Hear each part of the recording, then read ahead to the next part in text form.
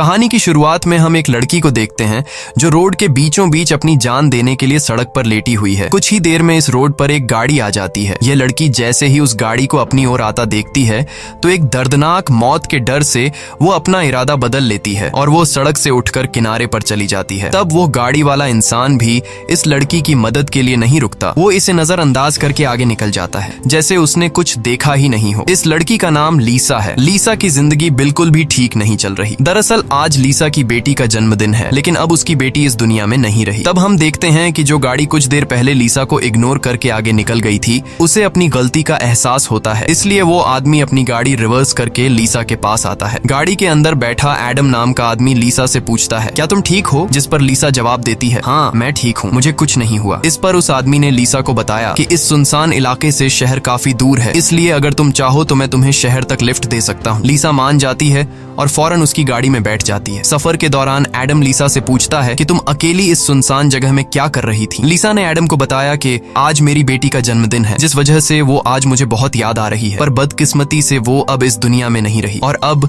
मैं बिल्कुल अकेली हूँ। कोई भी ऐसा नहीं है इस दुनिया में जिससे मैं अपना कह सकूं। लीसा की ये बात सुनकर एडम कहता है, अच्छा इस वजह से तुम रास्ते के बीचों बीच मरने के लिए लेटी हुई थी? जवाब में लीसा ने कहा, मैं मरना नहीं चाहती, बस एक बार किसी तरह से अपनी बेटी से मिलना चाहती हूँ। तभी लीसा कार का रेडियो ऑन कर लेती है। रेडियो पर एक न्यूज चल रही होती है। रिपोर्टर बताता है कि जंगल में एक सीरियल किलर घूम रहा है और आज सुबह इस किलर ने 2 और लड़कियों को मार दिया है। पुलिस के पास उस किलर की तस्वीर तो नहीं है, लेकिन उन्हें इसके बारे में ये जानकारी मिली है कि कातिल एक गोरे रंग का आदमी है जिसके पास ब्राउन कलर की गाड़ी है और उसके दाहिने हाथ पर एक क्रॉस का निशान है। ये खबर सुनकर लीसा के पैरों तले जमीन खिसक जाती है, क्योंकि रिपोर्टर रेडियो पर जिस कातिल का हुलिया बता रहा था वो कोई और नहीं बल्कि एडम ही था। उसके हाथ में क्रॉस का निशान देखकर लीसा बहुत ज्यादा डर जाती है। इससे पहले कि लीसा खुद को बचाने के लिए कुछ कर पाती, तभी एडम अचानक जोर से कार का ब्रेक लगाता है, जिससे लीसा का सर तेजी से कार की डैशबोर्ड से जा टकराया और लीसा बेहोश हो गई। कुछ देर बाद जब लीसा की आंखें खुलीं, तब उसने खुद को एक अजीब से बंकर में कैद पाया जो चारों ओर से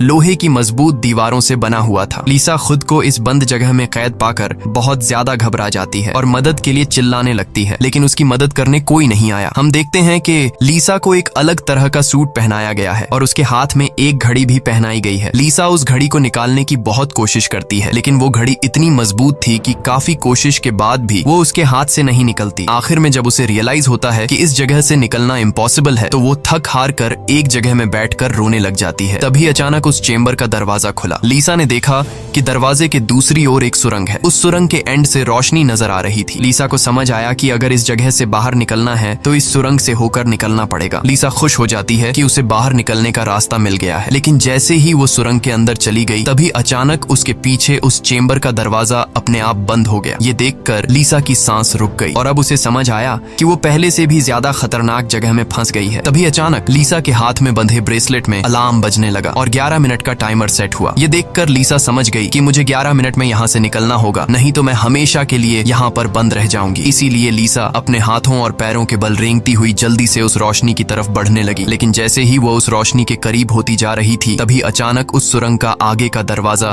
धीरे धीरे बंद होने लगा। ये देखकर लीसा और तेजी से आगे बढ़ने लगी, लेकिन जब वो उस दरवाजे के पास पहुंची तो वो दरवाजा पूरी तरह से बंद हो चुका था। लीसा को कुछ समझ नहीं आ रहा था कि अब यहाँ से कैसे निकला जाए। वो चीख चीख कर रोने लगी। तभी उसकी नजर उस दरवाजे के बगल से जा रही एक दूसरी सुरंग पर पड़ी, लेकिन वो रास्ता बहुत ज्यादा तंग था। लीसा को अब कोई और दूसरा रास्ता नजर नहीं आ रहा था, इसलिए लीसा हिम्मत करके किसी तरह सुरंग के अंदर चली गई और काफी मुश्किलों के बाद वह उस रास्ते को पार कर लेती है और आगे बढ़ते हुए एक ऐसी जगह पर पहुंच जाती है जहां एक प्लेटफॉर्म की तरह 2 रास्ते बने हुए थे। एक रास्ता ऊपर से जा रहा था और दूसरा रास्ता नीचे से। लीसा को कुछ समझ नहीं आया और वह ऊपर के रास्ते को चुनती हुई घुटनों के बल आगे बढ़ने लगी, लेकिन थोड़ा आगे जाते ही नीचे का फ्लोर ऊपर उठने लगा। अगर वक्त रहते लीसा वहां से नहीं निकल पाई तो नीचे का रास्ता उसे ऊपर चिपका कर मार देगा। लीसा डर के मारे तेजी से आगे बढ़ने लगी। वो उस जगह के बीच बस पिसने ही वाली थी कि तभी इस सुरंग के एंड तक उसका हाथ पहुंच जाता है और जैसे ही वो रास्ता पूरी तरह से बंद होने वाला था, लीसा अपनी जान बचाकर वहां से निकलने में कामयाब हो जाती है। खुद को कुचलने से बचाकर वो एक सुकून की सांस लेती है, लेकिन उसे पता नहीं था कि अब उसके लिए मुश्किलें और भी बढ़ने वाली हैं, क्योंकि आगे का रास्ता और भी ज्यादा खतरनाक है। तभी उसके घड़ी में अलार्म बज उठा। ये अलार्म बता रहा था कि आधा समय बीत चुका है और अब उसके पास सिर्फ 5 मिनट बाकी है। इसीलिए वो अब फिर से आगे बढ़ने लगी। जहाँ उसे थोड़ी दूर दूर जाते ही रास्ते में कोई इंसान लेटा हुआ दिखाई दिया। लीसा जब उसके करीब आई तो उसने देखा कि वो कोई जिंदा इंसान नहीं बल्कि एक जली हुई डेड बॉडी है जिसकी हालत बहुत खराब है। उस लाश के हाथ पर भी वैसी ही घड़ी बंधी हुई थी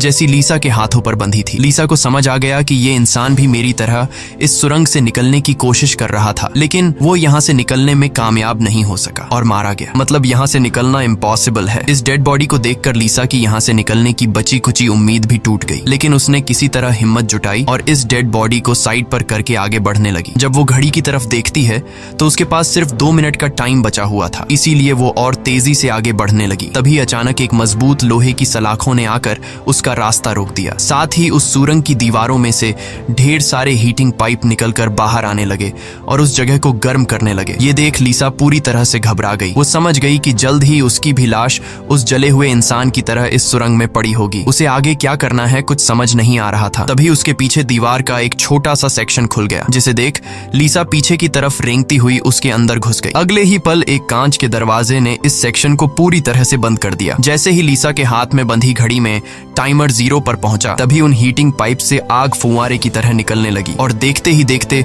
वो पूरी सुरंग आग की लपटों में डूब गई। लीसा जिस सेक्शन में बंद थी वह पूरी तरह से सिक्योर था, जिस वजह से उसकी जान बच गई। कुछ देर बाद वो हीटिंग पाइप्स वापस दीवार में चली गईं। लीसा जिस सेक्शन में बंद थी उस चेंबर का दरवाजा खुल गया। लीसा ने जो कुछ अभी अपनी आंखों के सामने देखा उस वजह से लीसा उस सेक्शन से बाहर नहीं निकलना चाहती थी, पर उस सेक्शन की दीवार लीसा को बाहर धकेल देती है और पहले की तरह अपने आप सुरंग से जुड़ गई। लीसा जैसे ही वहां से बाहर आई तभी उसकी घड़ी में फिर से 11 मिनट का टाइमर सेट हुआ। वह जैसे ही थोड़ा आगे बढ़ी तभी उस सुरंग का ऊपरी हिस्सा नीचे आने लगा और बिल्कुल उसके साथ आकर चिपक गया। बस इतना गैप बचा कि वो रेंगते हुए यहाँ से आगे निकल सके। लीसा अब पूरी तरह से बेबस हो चुकी थी। वो जोर जोर से रोने लगी। जब उसकी नजर घड़ी पर पड़ी तो वहां उसका टाइम खत्म हो रहा था, जिसका मतलब था कि अब से ठीक 11 मिनट बाद फिर से उस सुरंग में आग का सैलाब आएगा और लीसा को राख कर देगा। वो सोचती है कि इतनी बुरी मौत मरने से अच्छा है कि क्यों ना एक बार फिर से वो यहाँ से निकलने की कोशिश करे। इसीलिए वो फिर से हिम्मत करके अपनी जान बचाने के लिए पीठ के बल अपने हाथों के सहारे रेंगते हुए आगे बढ़ने लगी। थोड़ी दूर ऐसे ही रेंगते हुए जाने के बाद वो सुरंग खत्म हो गई और आगे पानी का एक टैंक आ गया। लीसा बहुत ज्यादा थक गई थी और प्यास ने उसका बुरा हाल कर दिया था। वो इसी तरह लेटे हुए हाथों की मदद से पानी पीकर अपनी प्यास बुझा लेती है। जब उसने अपनी घड़ी की तरफ देखा तो अब सिर्फ 8 मिनट रह गए थे। अब पानी के अलावा उसे कोई और दूसरा रास्ता नहीं दिखा, इसलिए वो एक लंबा सांस लेते हुए पानी में ही उतर गई। पानी में उतरने के बाद टैंक काफी बड़ा था। उसे अब समझ नहीं आ रहा था कि किस तरफ जाना है। वो यहाँ वहाँ पानी में निकलने का रास्ता ढूंढने लगी, मगर उसे कोई भी निकलने का रास्ता नहीं मिला। दूसरी तरफ जहाँ से वो इस टैंक में उतरी थी वह रास्ता भी बंद हो चुका था। अब उसकी सांस भी खत्म होने लगी थी। तभी टैंक में से ऊपर की तरफ एक दरवाजा खुल गया। लीसा जल्दी से उस दरवाजे से होते हुए ऊपर निकल आई। बाहर निकलते ही उसने जोर जोर से सांसें लीं और आगे का रास्ता तय करने लगी, लेकिन लीसा बहुत ज्यादा थक चुकी थी। आगे बढ़ना उसके लिए बहुत मुश्किल हो रहा था और कुछ ही देर में भारी थकान की वजह से लीसा की बीच रास्ते में ही आंख लग गई। लेकिन तभी लीसा के कानों में किसी के चीखने की आवाज गूंज उठी। वहां और भी कोई था जो मदद के लिए पुकार रहा था। उसकी आवाज सुनकर लीसा के अंदर बचने की एक उम्मीद जाग उठी, इसीलिए वो जल्दी से उस आवाज का पीछा करने लगी। अचानक एक जगह उसके ठीक नीचे एक दरवाजा खुला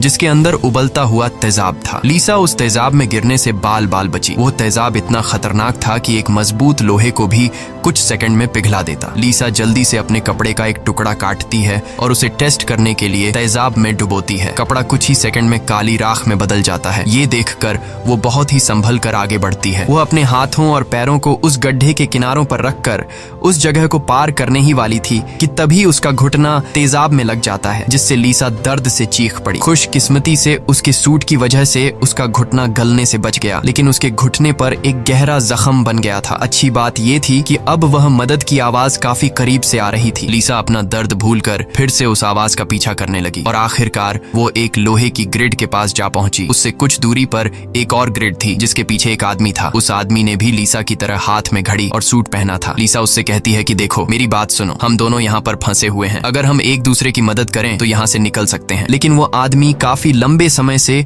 उस सुरंग में फंसने की वजह से उसकी दिमागी हालत खराब हो चुकी थी। वो कभी लीसा को गालियां देने लगता तो कभी सॉरी करने लग जाता। वो कहता है कि ये लोग जल्द ही वापस आएंगे और हम दोनों को मार देंगे। ये कहकर वो पागल जोर जोर से हंसने लगा। तभी लीसा देखती है कि उसके हाथ में बंधी घड़ी में 60 सेकंड की काउंटिंग शुरू हो गई है। वो हीटिंग पाइप्स दोबारा दीवारों से बाहर निकल आए और इस बार बचने के लिए जो सेक्शन था वो लीसा और उस आदमी के बीचों बीच खुलता है, जिसमें सिर्फ एक ही इंसान के छिपने के लिए जगह थी। अब या तो वो पागल आदमी बचेगा या फिर लीसा। अगले ही पल लीसा और उस पागल आदमी के आगे जो लोहे की ग्रिड थी वह हट गई। ये दोनों तेजी से उस चेंबर की तरफ भागने लगे और दोनों एक साथ चेंबर तक पहुंचे, जिसके बाद ये दोनों एक दूसरे को मारने लगे। उस बीच कभी लीसा उस पागल आदमी को चेंबर से बाहर निकाल देती तो कभी वो पागल आदमी लीसा को बाहर धकेल देता। लेकिन आखिर में जैसे ही वक्त खत्म होने वाला होता है, लीसा उस आदमी को लात मारकर चेंबर से बाहर कर देती है। वो आदमी लीसा को पैर से पकड़कर बाहर निकालने की कोशिश करता है। तभी 60 सेकंड खत्म हो गए और उस चेंबर के शीशे के दरवाजे ने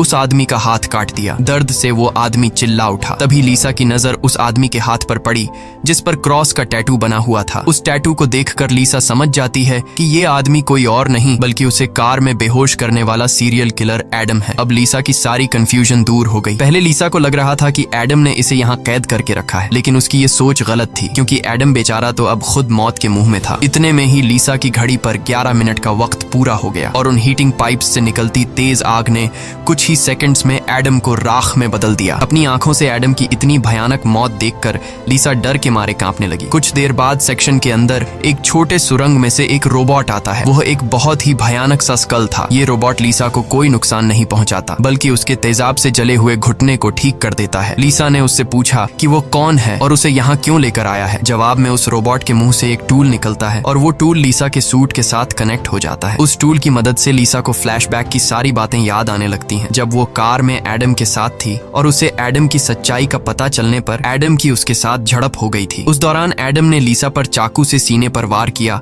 और कार से बाहर फेंक दिया था। उसी पल लीसा को आसमान से उसकी ओर आती एक सफेद रोशनी दिखाई दी थी, जिसके बाद लीसा वापस प्रेजेंट में आती है। लीसा को अब एक बात समझ आ जाती है कि उन एलियंस ने ही दरिंदे एडम से उसकी जान बचाई थी और उसे यहाँ लाए थे, लेकिन वो उसे यहाँ क्यों लाए थे ये बताए बिना ही वो रोबोट वहां से निकल गया। लीसा ये भी समझ जाती है कि ये लोग जो भी हैं वे उसे मारना नहीं चाहते, बस उसे इस गेम को पार करना होगा, तभी वो यहाँ से निकल पाएगी। लीसा अब आगे का रास्ता तय करने उस चेंबर से बाहर आ गई। एडम का कटा हुआ हाथ भी वहां पर पड़ा हुआ था। उसी समय लीसा को उस कटे हाथ पर टाइमर के नीचे कुछ सिंबल्स दिखाई दिए। लीसा उन सिंबल्स का मतलब समझने की कोशिश कर ही रही थी कि तभी एक घूमता हुआ पंखा उसकी ओर आने लगा। उसे देख लीसा अपनी जान बचाने के लिए पीछे हटने लगी और उससे बाल बाल बचती हुई एक छेद से ऊपर की सुरंग में चली गई। तभी अचानक उसे सुरंग के ऊपर से किसी के चलने की आवाज सुनाई दी। वो आवाज एक जगह पर जाकर रुक गई। उस जगह पर सुरंग का ढक्कन खुला और उसमें से एक भयानक सा क्रीचर उतरा, जो देखने में तो इंसान था लेकिन जानवरों की तरह घुरा रहा था। उसका शरीर पूरी तरह से जल चुका था और उसकी आंखें सफेद पत्थर की तरह चमकदार थीं। तभी लीसा की नजर उसके कटे हुए हाथ की तरफ गई। उसका कटा हुआ हाथ देखकर लीसा समझ गई कि वो कोई और नहीं बल्कि एडम है, जो जलने के बाद एक राक्षस में बदल चुका है। अब वो लीसा को मारना चाहता था। एडम की आंखें जल गई थीं, इस वजह से वह लीसा को देख तो नहीं सकता था पर वो सुन सकता था। लीसा चुपचाप धीरे धीरे आगे बढ़ने लगती है, लेकिन तभी उसकी घड़ी के फर्श पर टकराने से एक हल्की सी आवाज गूंज उठी, जिससे एडम को उसकी भनक लग गई और तेजी से लीसा को मारने के लिए उसके पीछे आने लगा। लीसा उसके हाथ लगने ही वाली थी कि तभी लीसा एक पतली सुरंग से उस पार चली गई। एडम को कुछ नजर न आने की वजह से वह उस जगह को पार नहीं कर पाया। लीसा उस सुरंग से आगे बढ़ती हुई एक ऐसी जगह पर पहुंची जहां उसके पास आगे जाने के लिए 2 रास्ते थे। लीसा को कुछ समझ नहीं आ रहा था कि किस रास्ते को चुनना चाहिए। वह बहुत सोचने के बाद जब उसे कुछ समझ नहीं आता तो वह एक अंदाजे से लेफ्ट वाले सुरंग में घुस जाती है। सुरंग के बाहर एक कमरा था जिसकी चारों ओर कांच की दीवारें थीं। उन दीवारों पर लीसा को उसके पैदा होने से लेकर अपनी बेटी को जन्म देने तक की सारी यादें दिखाई दे रही थीं। वहां लीसा ने यह भी देखा कि किस तरह उसकी लापरवाही की वजह से उसकी बेटी की जान चली गई। लीसा अपनी बेटी को याद करके बहुत रोने लगती है। तभी उसने देखा कि ऊपर छत से एडम फिर से उसके पीछे आ रहा है, लेकिन लीसा उससे अपनी जान छुड़ाकर एक दूसरे सुरंग में पहुंच जाती है, जहां उसने कुछ ऐसा देखा जिससे उसकी खुशी का ठिकाना नहीं रहा। उसने देखा कि उस सुरंग के खत्म होने पर बाहर नीला आसमान चमक रहा है। अपनी आजादी को इतने करीब से देखकर लीसा में दोबारा हिम्मत आ गई, लेकिन उस सुरंग को पार करने के लिए उसे एक कंटीले रास्ते से होकर गुजरना पड़ेगा। अब सिर्फ 60 सेकंड का टाइम बचा हुआ था। अगले ही पल हीटिंग पाइप्स भी दीवार से बाहर निकल आए, जो 60 सेकंड्स खत्म होते ही उस जगह को आग से भरने वाले थे। लीसा बिना टाइम जाया किए इन कांटेदार तारों के नीचे से जाने लगी, जिससे वो कांटेदार तार उसकी बॉडी में घुसकर लीसा की पीठ बुरी तरह से काट देते हैं। लीसा बहुत ज्यादा तकलीफ में होती है और उसके पीठ से बहुत ज्यादा खून निकलने लगता है, लेकिन लीसा खुद की परवाह किए बिना धीरे धीरे आसमान की तरफ बढ़ने लगी। तभी पीछे सुरंग में चेंबर खुला, जिसमें एडम झट से जाकर छिप गया। अब कुछ ही देर में आग का सैलाब आने वाला था। खून से लथपथ लीसा बाहर निकलने की कोशिश में थी, लेकिन बहुत ज्यादा खून बहने की वजह से अब आगे बढ़ना उसे मुश्किल हो रहा था। उसकी आंखें धुंधली हो रही थीं। तभी 60 सेकंड्स खत्म हो गए और अगले ही पल वहां आग बरसनी शुरू हुई। उससे पहले कि वो आग का सैलाब लीसा को भी अपनी चपेट में लेता, लीसा के ठीक नीचे एक द्वार खुला और वो नीचे एक चेंबर में जा गिरी और बेहोश हो गई। थोड़ी देर बाद जब लीसा की आंख खुली तो उसने देखा कि वो फिर से उसी जगह पर आ गई है जहां से उसने बढ़ना शुरू किया था। यानी अब तक उसने जितनी भी मेहनत की यहाँ से निकलने की, वो सारी जाया चली गई। ये देखकर लीसा अब पूरी तरह से टूट चुकी थी। तभी वो रोबोट उसकी मरहम पट्टी के लिए दोबारा आ जाता है। लीसा ने उसे मरहम पट्टी करने से रोका, क्योंकि वो दोबारा ये सब दोहराने के लिए तैयार नहीं थी। उसने रोबोट से कहा कि वो अब सिर्फ मरना चाहती है। उस रोबोट ने लीसा की बात मान ली और उसके मुंह से एक इंजेक्शन निकलकर लीसा के शरीर की तरफ बढ़ने लगा। तभी लीसा को एडम के हाथ पर बने हुए निशान याद आ गए। वो समझ गई कि जरूर वो निशान यहाँ से बाहर निकलने का रास्ता बताते हैं, इसलिए वो अपने खून से दीवार पर एडम के हाथ पर बने हुए निशान बनाने लगी, जिसे काफी गौर से देखने के बाद लीसा को पता लगा कि ये तो एरो है जो यहाँ से निकलने की डायरेक्शन बताते हैं। जैसे कि पहला एरो लेफ्ट साइड की तरफ मुड़ा हुआ था, जिसका मतलब रास्ते में आने वाली पहली 2 सुरंगों में से उसे लेफ्ट साइड वाली सुरंग के अंदर जाना चाहिए। दूसरे नंबर का एरो राइट साइड की ओर मुड़ा हुआ था, यानी पहली सुरंग को पार करने के बाद जब फिर से एक साथ 2 सुरंगें आएंगी तब राइट साइड वाली सुरंग के अंदर जाना चाहिए। उसे लगा कि जरूर मेरे हाथ की घड़ी के नीचे भी इसी तरह के सिंबल्स बने होंगे जो यहाँ से बाहर निकलने की डायरेक्शन बताते हैं। ये समझते ही लीसा ने उस रोबोट से उसके जख्मों को ठीक करने को कहा। जख्मों की मरहम पट्टी होते ही वो एक नई उम्मीद के साथ फिर से इन टनल्स में निकल पड़ी। लीसा पहले भी इन सुरंगों से गुजर चुकी थी, इसलिए वह बड़ी आसानी से उन सुरंगों को पार करते हुए आगे बढ़ने लगी और उस तेजाब से भरे गड्ढे के पास जाकर रुक गई। वहां उसने अपनी घड़ी को तेजाब में जलाकर उसे अपनी कलाई से अलग किया। उसकी कलाई पर भी ठीक वैसे ही सिंबल्स थे जैसे एडम के हाथ पर थे, बस उनमें थोड़ी बहुत चेंजिंग थी। लीसा उस जली हुई घड़ी को अपने हाथों में लिए हुए आगे बढ़ने लगी और उस जगह पर पहुंच गई जहां उसने पहली बार इन 2 टनल्स में से लिफ्ट वाले टनल को चुना था, लेकिन सिंबल्स के मुताबिक सही सुरंग राइट वाली है। वो जल्दी से राइट वाली सुरंग में चली गई, जहां आगे जाकर उसे 2 और सुरंगें मिली जिनमें सही सुरंग लेफ्ट वाली थी। इसी तरह लीसा अपने हाथ पर बने निशान की मदद से हर बार सही रास्ता चुनकर आगे बढ़ रही थी, लेकिन तभी एक बार फिर से एडम उसके पीछे पड़ गया। यहाँ लीसा समझदारी से काम लेते हुए एडम को गुमराह करने के लिए एक सुरंग के अंदर अपनी घड़ी फेंक दी और खुद दूसरी सुरंग में छिपकर बैठ गई। एडम घड़ी की आवाज का पीछा करते करते दूसरी सुरंग में घुस गया। एडम के जाते ही जब लीसा ने अपनी कलाई पर बने सिंबल्स चेक किए तो उसे पता चला कि उसने एडम को जिस सुरंग में भेजा था वही सही सुरंग थी। ये देखकर लीसा बहुत ज्यादा परेशान हो गई। अब लीसा के पास कोई दूसरा रास्ता नहीं था, इसलिए वो धीरे से एडम जिस टनल में था वो भी उस टनल में घुस गई। ये टनल काफी अजीब सा था। ऐसा लग रहा था कि ये टनल जैसे किसी बड़े जानवर का पेट हो। लीसा धीरे धीरे आगे बढ़ने लगी। थोड़ा सा आगे जाकर उसने देखा कि उसकी घड़ी सामने पड़ी हुई है, लेकिन एडम भी वहाँ पर मौजूद है। एडम अब चूंकि देख नहीं सकता था, इसलिए लीसा चुपके से उस घड़ी को उठा लेती है, पर तभी घड़ी में 60 सेकंड्स बचे होने का अलार्म बजने लगा, जिसकी आवाज से एडम को लीसा की भनक लग गई। वह दोबारा लीसा का पीछा करने लगा। उससे बचने के लिए लीसा जिस रास्ते से आई थी उसी रास्ते से वापस भागने लगी। उस वक्त लीसा की घड़ी में 60 सेकंड्स का काउंटिंग शुरू हो चुका था और सुरंग से हीटिंग पाइप्स भी निकल आए थे। साथ ही सुरंग में बचाव चेंबर भी खुल चुका था। लीसा जल्दी से उस चेंबर में जाकर छिप गई। एडम भी वहां तक पहुंच जाता है, लेकिन अब काफी देर हो चुकी थी क्योंकि उस चेंबर को शीशे के दरवाजे ने बंद कर दिया था। यहाँ लीसा एडम को चिढ़ाने के लिए उसे मिडिल फिंगर दिखाती है, पर बदकिस्मती से इस बार आग बरसाने वाले हीटिंग ट्यूब्स आग बरसाए बिना ही अंदर चले गए, जिसके बाद चेंबर का दरवाजा भी खुल गया और अगले ही पल एडम लीसा पर टूट पड़ा। लीसा भी खुद को बचाने के लिए एडम से लड़ पड़ी और उस शैतान के सर को अपने पैरों से दबाने लगी। पीछे से चेंबर की दीवार भी लीसा को आगे की तरफ धकेलने लगा, जिससे उस शैतान एडम का सर कुचल गया और फाइनली लीसा को एडम से छुटकारा मिल गया। लीसा अब अपने रास्ते पर आगे बढ़ने लगी, जहां आगे चलकर उसे वापस 2 रास्ते मिले। उसकी कलाई पर बने सिंबल्स के मुताबिक उसे राइट वाले सुरंग से जाना था और ये उस भूल भुलैया की आखिरी सुरंग थी। लेकिन तभी लेफ्ट वाली सुरंग से एक लड़की बाहर निकल आई। उसे देख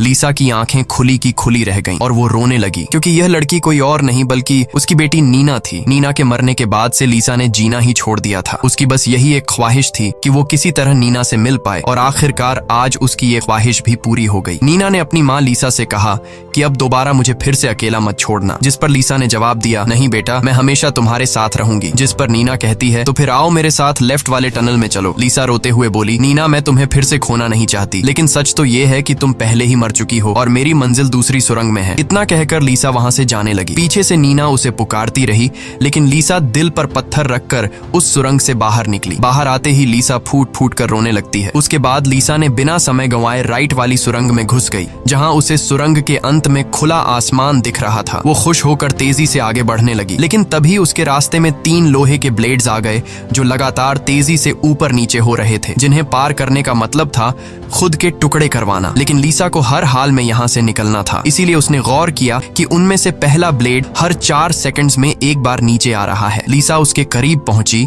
और जैसे ही वो ब्लेड ऊपर गया तो 4 सेकंड्स पूरे होने से पहले झट से उस पार चली गई। उसके बाद वो दूसरे ब्लेड के पास पहुंच जाती है। इसी तरह दूसरा ब्लेड हर 3 सेकंड्स में नीचे आ रहा था। लीसा ने हिम्मत दिखाते हुए उसे भी पार कर लिया, लेकिन लास्ट वाला ब्लेड सिर्फ 2 सेकंड्स में नीचे आ रहा था, जिसे पार करना लीसा के लिए बहुत ही मुश्किल था। पर आजादी की चाहत में लीसा ने उसे भी पार तो कर दिया, लेकिन बदकिस्मती से उसका पैर ब्लेड के बीच आकर कट गया। लीसा का दर्द से बुरा हाल हो गया था, लेकिन लीसा अपने पैर की परवाह किए बिना सुरंग के एंड तक पहुंच जाती है, जहां उसे खुला आसमान नजर आ रहा था। लेकिन जैसे ही उसने अपना हाथ सुरंग से बाहर निकालने के लिए आगे बढ़ाया, उसका हाथ सामने लगाए स्क्रीन पर जा लगा, जहां खुले आसमान का वीडियो चल रहा था। ये देखकर लीसा बहुत ज्यादा मायूस हुई। उसने कहा, मैंने वो सब कुछ किया जो मुझे करने को कहा गया था। उसके बाद वो पागलों की तरह हंसने लगी। तभी सुरंग से हीटिंग पाइप्स निकल आए, क्योंकि अब कुछ देर बाद 11 मिनट का टाइम खत्म होने वाला था। लीसा अब सुकून से मौत का इंतजार करने लगी, लेकिन इस बार वो हीटिंग पाइप्स उसे जलाए बिना ही वापस सुरंग में चली गई। तभी अचानक सुरंग का ऊपर का हिस्सा खुल गया और एक तेज रोशनी लीसा पर पड़ी। लीसा का शरीर अपने आप हवा में उठने लगा